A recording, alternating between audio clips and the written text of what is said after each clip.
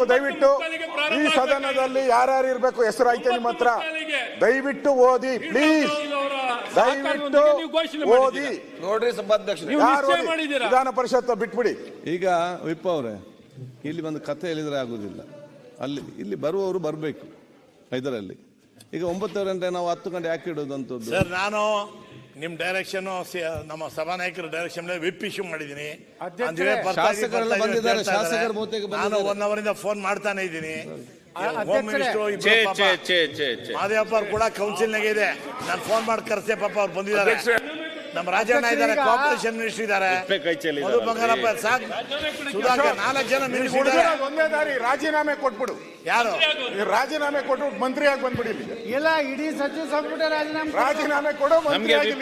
Tension ನೋಡ್ಲಿಕ್ಕೆ ಆಗುದಿಲ್ಲ. ಅಧ್ಯಕ್ಷರೇ, ಹೇಳಿದಾಗೇನೆ ಕಾಂಗ್ರೆಸ್ ಶಾಸಕರು ಶಿಸ್ತು ಕಳ್ಕೊಂಡಿದ್ದಾರೆ, ಸಂಯಮ ಕಳ್ಕೊಂಡಿದ್ದಾರೆ, ಮತ್ತೆ ಸ್ಪೀಕರ್ ಮಾತಿಗೆ ಬೆಲೆ ಕೊಡದೇ ಇರುವಂತ ಸ್ಥಿತಿಗೆ ಬಂದಿದ್ದಾರೆ. ಅಧ್ಯಕ್ಷರೇ, ಆದ್ರಿಂದ 10 ನಿಮಿಷ ಅರ್ಜೆಂಟ್ ಮಾಡಿ ಅಧ್ಯಕ್ಷರೇ, ಈಗ ಅವ್ರನ್ನ ಕೇಳಿ ಶುರು ಮಾಡಿ. ಈಗ 187 ಕೋಟಿಯಲ್ಲಿ ಹೆಚ್ಚಿನ ಹಣ ಸರಾಯಿ ಖರೀದಿಗೆ ಮಾಡಿದ್ದಾರೆ ತಳಿ ಇಡಿ.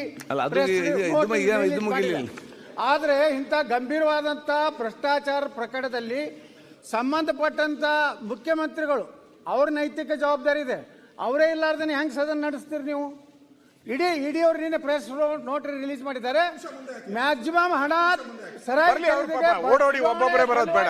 4-5 ಜನ ಮಂತ್ರಿಗಳಾದ ಫ್ರಂಟ್ ಬೆಂಚ್ ಬರಲಿ. ಇಡೀ ಪ್ರೆಸ್ ನೋಟ್ ಮಾಡಿದೆ. ಆದ್ರೆ ಮುಖ್ಯಮಂತ್ರಿಗಳಿಗೆ ಇದ್ರ ಬಗ್ಗೆ ಯಾವುದೇ ಉಪಮುಖ್ಯಮಂತ್ರಿಗಳಿಗೆ, ಮಂತ್ರಿಗಳಿಗೆ, ಸಚಿವ ಸಂಪುಟದಲ್ಲಿರುವಂತ ಸಚಿವರಿಗೆ ಯಾವುದೇ ರೀತಿಯ ಜವಾಬ್ದಾರಿ ಇಲ್ಲ, ನೈತಿಕತೆ ಉಳಿದಿಲ್ಲ.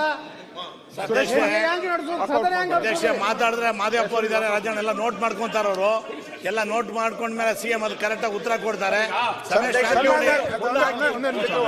ಸನ್ಮಾನ್ಯ ಅಧ್ಯಕ್ಷರೇ, ಈ ತರ ಆಡಳಿತ ಪಕ್ಷದ ನಡವಳಿಕೆಗಿಂದ ನಾವು ಬೇಸತ್ತು. ಒಂದು ಸದನ ಇಷ್ಟೊಂದು ಕೋಟ್ಯಾಂತರ ರೂಪಾಯಿ ನಾವು ಖರ್ಚು ಮಾಡ್ತೀವಿ, ಕೋಟ್ಯಾಂತರ ರೂಪಾಯಿ ಖರ್ಚು ಮಾಡ್ತೀವಿ.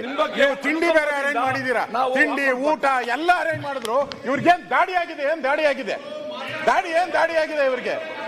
ದಯವಿಟ್ಟು ಈ ತರದ ಬೇಜವಾಬ್ದಾರಿ ಹೇಳಿಕೆಯನ್ನ ನಾವು ಬಳಸಿ ನಾವು ಪ್ರತಿಭಟನೆ ಮಾಡಿ ಹೊರಗಡೆ ಹೋಗ್ತಾ ಇದ್ದೀವಿ. ನಿಮ್ ಬಗ್ಗೆ ಅನುಕಂಪದಿಂದ ನಾವು ವಾಕೌಟ್ ಮಾಡ್ತಾ ಇದ್ದೀವಿ.